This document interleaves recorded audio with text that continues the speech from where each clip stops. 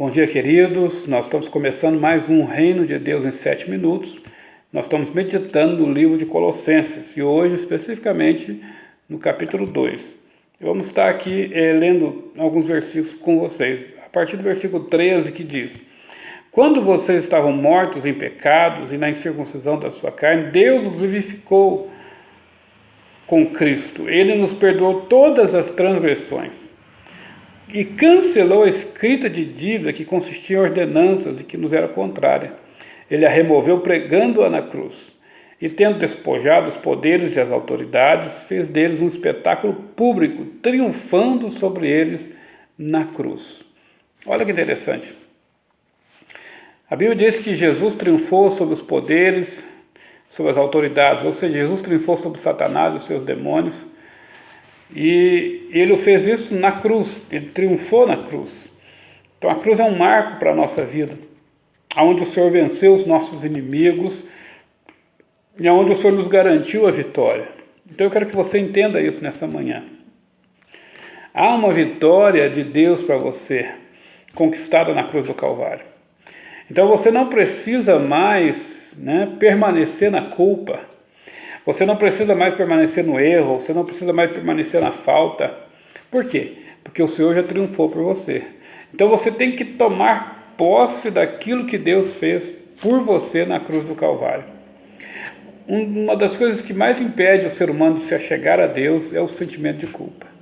Muitos se afastam de Deus, muitos se distanciam de Deus, como Adão se distanciou do Senhor no Éden por causa da culpa. Quando Adão pecou, ele se esconde no jardim, se esconde da presença de Deus que vinha sempre à tardinha para estar com ele. Mas se você observar, quando Deus chega no Éden, Deus pergunta: Adão, onde estás? Deus não pergunta: Adão, o que você fez? Mas a primeira pergunta de Deus: Adão, onde você está? Deus mostrando para mim e para você que Ele está muito mais preocupado com a nossa presença do que com as nossas culpas ou com os nossos pecados. Então, para tratar a questão do pecado, Deus enviou Jesus. Jesus morreu por mim e por você, para que a culpa do pecado não permanecesse sobre nós.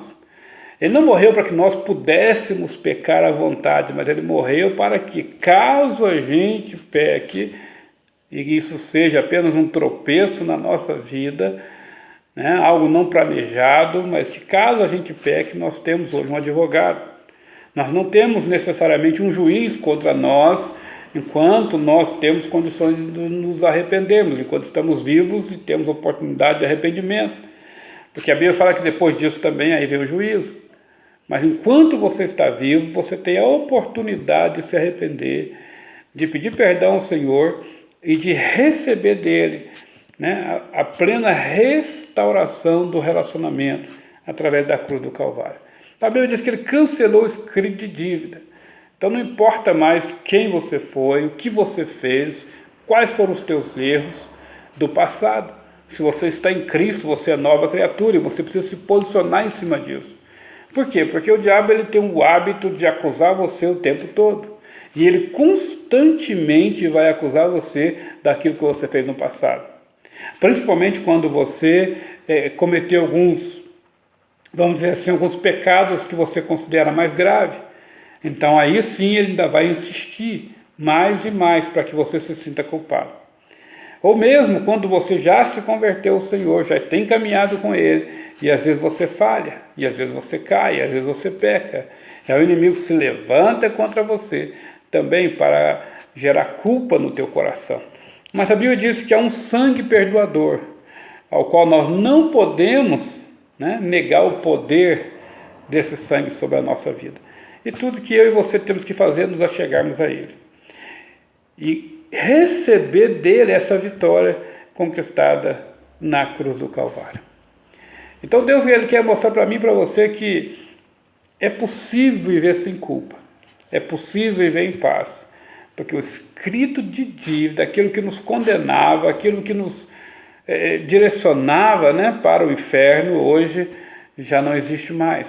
Se você está em Cristo Jesus, você é nova criatura, você já não tem mais o escrito de dívida sobre a sua vida, e você então tem direito à vida eterna com Deus.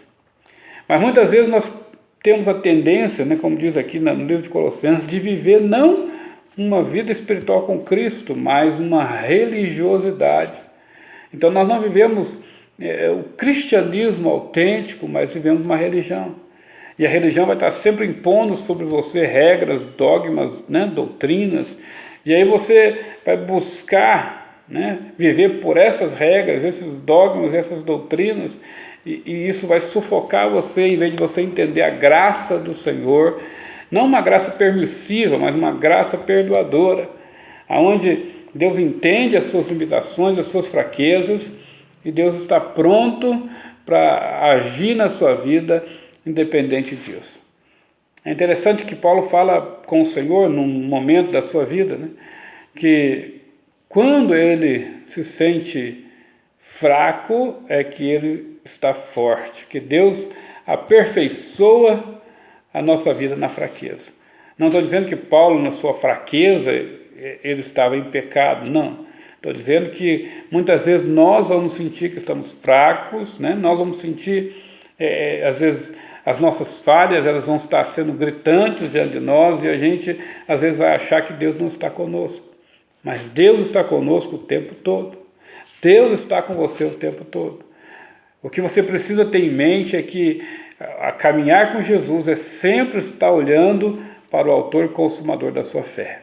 A Bíblia diz que basta cada dia o seu próprio mal. Então, se você caiu, levante-se, conserte com Deus, peça perdão, recomece. Todo dia Deus te dá uma oportunidade, enquanto você está vivo, para um novo começo. Lembrando que Ele triunfou sobre as trevas e Ele te conquistou o direito, pelo sangue dele, de receber perdão. Basta você se aproximar dele. Que Deus te abençoe.